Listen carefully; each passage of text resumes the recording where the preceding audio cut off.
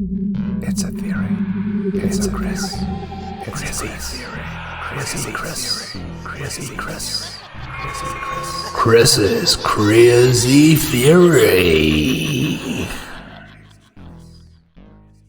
I always look French somehow.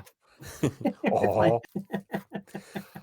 All right, so we've waited right to the end. Like, yes. Oh my God, I thought this wasn't happening. Thank you for our loyal viewers that stuck with us. But I thought it was important to focus on the end of the movie because, they've talked about it as Project Alice, right? As we show in the first slide here. I always like to say slide, like it's a 1980s presentation. But they talk about Project Alice, but what I'm here to do, my friend, is talking about Project Alice. As in, let's talk about how her future will proceed, because I don't think, spoiler alert, I don't think it's going to end well for Alice or the rest of the Resident Evil world. And I have some reasons for this. So our good buddy Alice, all she's ever known is killing, right? Killing, running horror. She says here, I woke up just when this all was starting. Running, killing, she says, this is what I do. Sometimes I feel like this has been my whole life. And, it got me thinking, like the debate between nature and nurture, like I mentioned before, like she may be a clone of the original Alicia, but all her life experience, all she's ever known has been killing, horror, survival. And so this is, had to have affected her. So look, we've learned a lot in the last 20 years or so about PTSD and the sad lasting effects that combat has upon soldiers when they return to civilian life, especially soldiers that have seen a lot of action. And no one has seen as much action as she has, military action and horrors that she has. So the National Library of Medicine had a study examining the effect of combat, excitement, and diminished civilian solidarity on life satisfaction of American veterans. But this goes, this is worldwide, of course. There's actually a thing the British Army brought in that's called decompression. Okay. So what used to happen is after tours finished, as everyone just goes, flies back to the UK, kit in, and usually it's before you go on post-deployment leave, everyone goes out for a bevy. What happens is whatever poor town that happens to be, whatever they're based, gets wrecked at night because lads come up, 6 months, all this pent up shit, a few beers, and some civvy comes up and goes, me. Boop, boop, boop, and it just turns into a wrecking session. So what they decided was, right, you're going to spend 4 days in Cyprus, and it might seem silly, and it's not it's called decompression. That basically, right, get off civvies, go to the bar, and it's like in a controlled environment that basically people can go and have a duff up. They'd rather people have a duff up between each other. Yeah.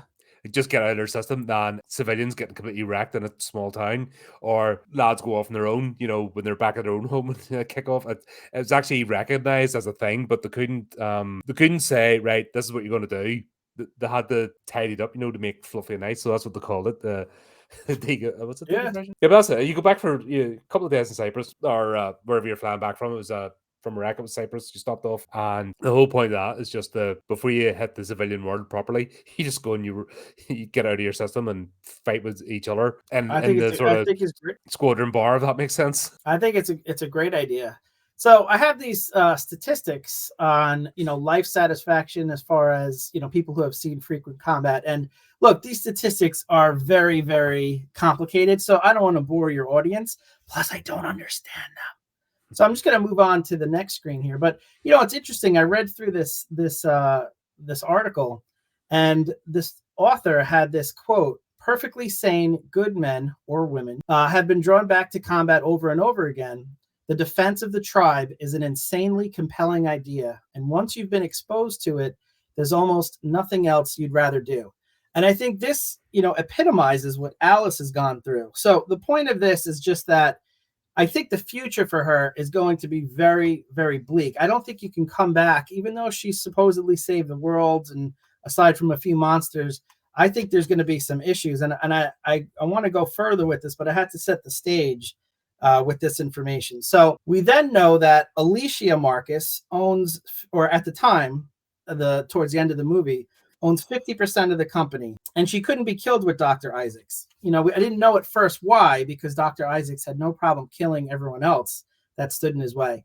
So then I thought maybe the Red Queen was programmed to watch out for this, and if she died, she would investigate, So for some reason, Dr. Isaacs couldn't just kill her and take over the company, right? So we see more of this. He says she's the co-owner of the Umbrella Corporation. I've been waiting years for her to die because for some reason he couldn't kill her. And when you uploaded that file to the Red Queen's data stream, you turned against the corporation.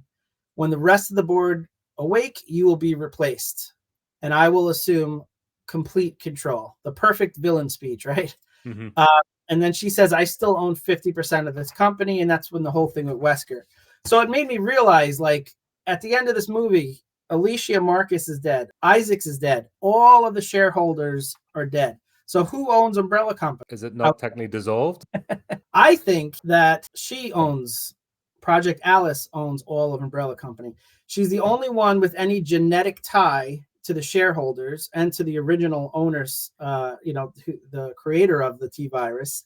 Also, if anyone disputes her ownership of Umbrella, then the Red Queen is going to side with her. And the Red Queen is really controlling Umbrella. And so obviously they're aligned with each other. So I think Project Alice actually owns Umbrella Corporation, and that has further implications. So Alex takes care of a little problem on the board of directors in this scene. You look at all these, shareholders, and I know she says a Noah's Ark for the rich and powerful. So, I bet the majority of them, like I mentioned before, probably didn't even know Umbrella's plan. They couldn't risk that information going out to the public. So they were probably told some sort of worldwide threat that required them to go into hiding. Some of them were probably even decent people. They're not all rich people are evil. So, I think now we'll never know because she takes them out. And that was another interesting thing. She showed no remorse in killing thousands of people, some of which were probably evil if they owned Umbrella and had any say in what happened. But a lot of them probably didn't. So she takes out all of, the possible shareholders. So she definitely is in control of Umbrella herself. Curious how that worked out. Take out all the competition and now you own it. Well, in this world, though, is that even relevant? Well, I think there is. I think there are, hints from the previous movies that there are other Umbrella strongholds elsewhere. We know that there's other military operations. That's why the humans were a threat, because Umbrella, along with the zombies, were going to kill the remaining 4,000 plus humans. So, and there's a lot of technology, a lot of military equipment, all controlled by Umbrella and the Red Queen that she now owns. And this is important because, she's essentially a CEO. And I did some research of CEOs of super powerful corporations. And like this book, The Inside Story of Fight Against the World's Network of Corporations, CEOs of super powerful corporations don't have a great track record. This is another book that I did research for this theory. That's a CEO. That's what was the point I was making actually at the start of this. A CEO isn't necessarily the person who owns the company who came up with it. They're normally appointed for like 2 years, and they just move around a certain, it's like a circuit, and they just end up being a placeholder, and they can do untold damage like in that 2-year tenure, because all they're interested in is their immediate bottom line, not the future projection. So they might get a blip, like I said, from buying something or selling something, but long term it could actually lead to harm. But they don't care because 2 years they're out on the next gig, and there's a lot of this. That's why the sort of corporate thing is shit. Understood, but there's also more clues that Alice is not going to turn out to be the good person that we're hoping, the hero that we're hoping she was going to be. A lot of times the director speaks through minor characters. They put that information out there. There's very limited screen time for a movie. The fact when a character speaks something into existence in the movie has a lot to do with what the director feels is the reality. So the director in this case is foreshadowing Alice's heel turn that I propose will be happening soon through the character of Christian. He literally tells us not to trust her. He says we shouldn't trust her. You're going to regret it, all of you. All of you. So to me, this talks about the future of the world when Alice is in control. Later on, and I know I'm jumping around, but I have a point. I asked the judge to stay with me. Your Honor, I'm going somewhere with this. So later on, she says, she wakes up and she says, why am I still alive? All right. She was thinking that she was going to be killed by the antivirus. And instead of being relieved or happy, She's like, I thought I would die. And the Red Queen says, you are now free of the infection. What is her reaction? You and Alicia both lied to me. She's angry. She's not happy. She's not relieved. She's angry. And again, this goes back to her personality was affected by the horrors and the trauma that she went through.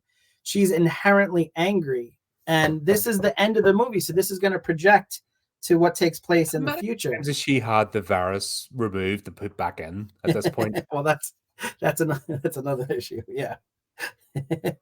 So let's see here. Now, let's remind ourselves who created her in the first place, because this also has a lot to do with, I think, her future. So she says to Dr. Isaacs, I know who I am. And he says to her, I don't think so. He's like, we created you 10 years ago. No life, nothing before the mansion. You're nothing more than a puppet whose strings were cut. And it reminded me, she was created by Dr. Isaacs, this evil supervillain. So some of his personality, some of his genetic adjustments were put into her. All right. So moving on to the next slide here, she even reiterates at the end. She said, I was created by Umbrella. She says, I was one of them, and I propose she's still more like them than even she or the audience realizes. All right, next slide here. So this is an example of why I think she's very similar to Dr. Isaacs and how her actions will mirror what he does, what he did. Her actions in the future will mirror it. So remember this scene? This is, to me, was a great scene. Oh, the down event. This is the one where she's handcuffed to the truck, and she's got to to the tank, and she's got to keep up with it, right? It's a pretty evil thing that only someone like Dr. Isaacs would do to a person, where basically if she slows down, she gets eaten by zombies, right? Pretty evil, would you say? Yeah, but not only that, she falls. Eventually she's like dragging somebody behind horses, she's going to get dragged, Pretty horrible way to kill someone, I would say, right? Yeah. Funny. Who else does something evil like? Well, Alice herself, after she fights the last known kung fu fighter in the world. What was that character about? I know. What does she decide to do with him? Oh, that's right. She does the exact same thing. She ties him up to a tank, and look at the look on her face as he's being dragged away to his certain horrible death. Look at that. That looks like a sadistic, evil smile to me, right? That's pure sadistic satisfaction. This is not the good hero that the audience has been led to. You love the way the zombies all waited patiently, the way they were all setting this up. Well, it's polite, sure. Yeah. They're very polite zombies. They all waited and then just started chasing. They're all standing around there, and the zombies aren't nobody's on alert. The fact there's loads of zombies milling about, but they just politely all file out as the thing drives away. Exactly. Yeah, these are well-trained zombies, which you got to respect. But look, the Red Queen tells us earlier in the movie that there were over 4,000 of humans left on the planet. So what does Alice do at the end of the movie when Umbrella has been defeated, right? Does she travel with Claire to meet up with these 4,000 humans and discuss, the plan for humanity's recovery? What does she actually do? Nope. She says, nope, my work is not done. And she proceeds to track down more monsters, continuing her killing ways, because that's all she knows, But after the monsters are all dead from the antivirus, she'll need to find more things to kill and more things to kill. Perhaps some of the humans that survived, maybe they aren't the best people in terms of how she judges them. Maybe they're not behaving the way, they should. Maybe she continues her killing on them too, just like we saw with the cryogenics chamber where she killed thousands of people, some of which are probably very good people. Look, after all, her and Isaacs were two peas in a pod. All right. Here's a case before we get to that. Do you remember the part where she tries to start the motorcycle? Oh, she couldn't. Yep. And she gets zapped. Mm-hmm. So at the end of the movie, she's riding an Umbrella motorcycle because she is the owner of the company. So now it recognizes. So she is now the owner of the Umbrella Corporation. But yes, her and Isaacs were two peas in a pod. Yin and yang, as I would say. Look at the way when their bodies, supposedly Alice, we thought was dead at this moment. Look at the way Dr. Isaacs is laying, and look at the way she's laying. There's a reason the director did this particular shape. This is the yin and yang he's alluding to. Look back at it. There's definitely a reason the movie was shot this way. Dr. Isaacs made her. All right. Alice is a resident of this world, and she is becoming evil. Alice is Resident Evil. He tells her, I made you, right? She owns Umbrella. She is the ultimate power in this world. And absolute power corrupts. Absolutely. Hide your kids, hide your wife. Project Alice turns evil. And that is my theory. There you go, folks.